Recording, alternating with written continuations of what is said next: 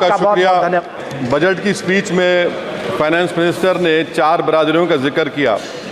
भारत की सबसे बड़ी अक़लियत मुसलमान है 17 करोड़। मैं हुकूमत से जानना चाहता हूं कि क्या 17 करोड़ मुसलमानों में गरीब नहीं है, नौजवान नहीं है, किसान नहीं है, ख़वातीन नहीं है? वतन अजीज़ में सबसे गरीब मुसलमान है, सबसे ज़्यादा नाखवानगी मुस्लिम ख़वातीन में। AIDS और PLFS का डेटा ये बताता है कि मुसलमानों में सबसे कम असासे हैं और कंजम्पशन लेवल दूसरे मजहबी ग्रुपों के बनिस्बत सबसे कम है। तालीमी इदारों में मैडम 15 और 24 साल की उम्र में भर्ती एनरोलमेंट में मुसलमानों की सिर्फ 29%, शेड्यूल कास्ट की 44%, हिंदू OBC के 51% और हिंदू अपर कास्ट की 59% है। हायर एजुकेशन मुसलमानों का एनरोलमेंट सिर्फ 5% है। PLFS का 2018-19 का डेटा वेज एम्प्लॉयज़ बताता है कि मुसलमान 22% थे, 2022-23 में 15% हो चुका है। सेल्फ एम्प्लॉयमेंट में मुसलमान हिंदू सिख से ज़्यादा 58.4% है। रेगुलर वेज एम्प्लॉयमेंट में सबसे कम मुसलमान है 15% और कैजुअल लेबर में सबसे ज़्यादा मुसलमान 26% है। तो मुसलमानों का शेयर रेगुलर एम्प्लॉयमेंट में लॉस हो रहा है एम्प्लॉयमेंट का।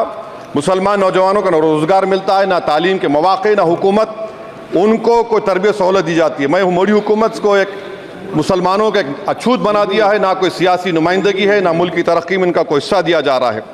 मैं मैडम माइनॉरिटी वेलफेयर मिनिस्ट्री में 2023-24 में 38% की बजट में कमी कर दी गई, 5,000 से 3,000 करोड़ कर दिया गया। इस साल के बजट में सिर्फ चंद 100 करोड़ का इजाफा किया गया, मगर 23-24 के बजट के लेवल पर पैसे मुख्तसर नहीं किए गए। ये मोदी हुकूमत की बदनीयती और झूठा कमिटमेंट है, झूठा कमिटमेंट अक़लियतों के ताल्लुक से। तालीम के उस अक़लियती स्कॉलरशिप मैडम अक़लियतों के गरीब तलबा और तालिबात को दी जाती रकम में कमी कर दी गई। 2019 में मोदी ने कहा था कि 1 करोड़ स्कॉलरशिप दिए जाएंगे, अब सिर्फ 58 लाख दिए जा रहे हैं। 47% अक़लियती एप्लीकेंट्स को हर साल स्कॉलरशिप से महरूम कर दिया जा रहा है। 10 साल से मैं कह रहा हूं कि डिमांड ड्रिवन करो। डिमांड ड्रिवन के लिए सिर्फ 3,000 करोड़ की जरूरत है, मगर ये हुकूमत सच्चाई को और ईमानदारी से काम नहीं कर रही है। 2007 और 8 से माइनॉरिटी स्कॉलरशिप का नंबर इजाफा नहीं हुआ है।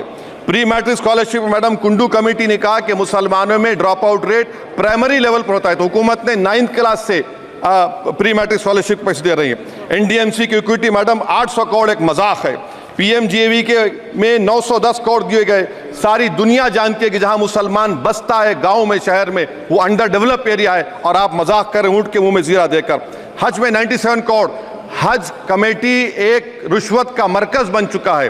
प्राइवेट टूर ऑपरेटर्स के एक लाइसेंस के लिए पैसे देना पड़ता है, बिल्डिंग सिलेक्शन के लिए पैसे देना पड़ता है, मीना मुजदलफा में कंपनी के सिलेक्शन के लिए पैसे देना पड़ता है। मैं हुकूमत से मुतालबा करता हूं कि ख़त्म किया जाए और CBI से इंक्वायरी करवाई जाए। मोदी हुकूमत को अक़लियतों बिल्कुल मुसलमानों से नफरत को ख़त्म करना पड़ेगा। मुसलमानों को उनका दस्तूरी हक मिलना चाहिए। आप कैसे विकसित भारत बनाएंगे अगर 17 करोड़ मुसलमान नफरत करेंगे? मैडम पूरी स्पीच में फाइनेंस मिनिस्टर के बच्चों का जिक्र नहीं है। आज हमारे देश में 66 लाख बच्चे रोज भूखे सोते हैं। 46 मिलियन बच्चे स्टंटेड हैं मेल न्यूट्रिशन की वजह से। 25 मिलियन बच्चे वेस्टेड हैं। मासूम बच्चों की यह बदकिस्मती और बदबख्ती है कि एक शख्स चाय बेचकर वजीर आजम बन गया। LTC long term capital gain tax madam was decrease from 20 to 12.5%. However, the indexation benefit has been removed and won't apply to any property purchased after 2001. This will be detrimental to the growth of real estate, limit household capital formation and impact employment generation in construction sector. This change in LTCG is a quasi-wealth tax on household, particularly the middle class. Internship programme madam 5 साल में आप 1 करोड़ लोगों को intern कराएंगे, यानी एक company को 4,000 लोगों को ट्रेन करना पड़ेगा। मुझे बताइए क्या ये बड़ी कंपनी का माने क्या है? It is unachievable. Will it be based on market cap, revenue, employ size? Maybe prime minister Modi is saying to Agniveer to do internship after 4 years of service in armed forces. Madam, 21 billion people have given up all hope and stopped looking for jobs. This brings down to 9% eligible population that is either employed or they are looking for jobs. Maybe finance minister can introduce a Berozgar tax and tax unemployed as well. No significant increase for social welfare, healthcare. It looks like Prime Minister Modi is saying देश की middle class की संपत्ति पर पहला हक हमारे alliance का है. In real terms, when adjusted to inflation, the allocation of health ABPMJ has declined. Modi is saying he said heal in India during G20. The reality is India is hurting. Madam, this government wants to increase FDI from China.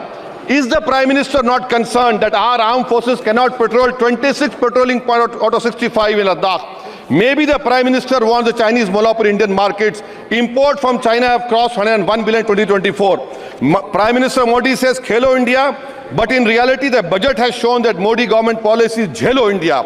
गरीब, middle class, farming, city dwellers, men and women, सब मोदी को झेल रहे हैं. Madam, in the current financial year, in February 5th, 15,993 MSMEs have been closed. Total MSCs closed have 35,680. Andhra Pradesh bifurcation. This parliament passed a law. For last 10 years, Modi government has shown their intellectual dishonesty in not giving ITR, IIM, Bayaram Steel Factory, Railway ko Hazipet, recognition of Palmaru as National Irrigation Project. This shows intellectual dishonesty of this government. Madam, I end my speech by quoting a famous poet, and I'm amending certain verses. 133 crore इंसानों, जिंदगी से बेगानों, सिर्फ हुक्मरानों ने हक तुम्हारा छीना है. खाक ऐसे जीने पर यह भी कोई जीना है. बेशऊर भी तुमको बेशऊर कहते हैं. सोचता हो ये नादान कैसे हवा में रहते हैं. 133 करोड़ इंसानों, कब तक ये खामोशी? चलते फिरते जिंदानों, गरीब खवातीन, नौजवानों, किसानों से रोने की सदाएं आती हैं. जब शबाब पर आकर खेत लहलाता है, किसके नयन रोते हैं, कौन मुस्कुराता है? काश तुम भी समझो, काश तुम भी जानो किस कदर भयानक है जुल्म का ये ढब. देखो रख से आतिश व आहन देखते ही जाओगे, होश में ना आओगे. और अनएम्प्लॉयमेंट पर अभी बोला गया नौकरियां दे रहे हैं, तो शायर ने इनके बारे में अच्छा कहा कि फूल शाखों पर खिलने लगे तुम कहो, जाम जिंदों को मिलने लगे तुम कहो, चाक सीनों के सिलने लगे तुम कहो. इस खुली झूठ को, जहन की लूट को मैं नहीं मानता, मैं नहीं जानता. शुक्रिया मैडम.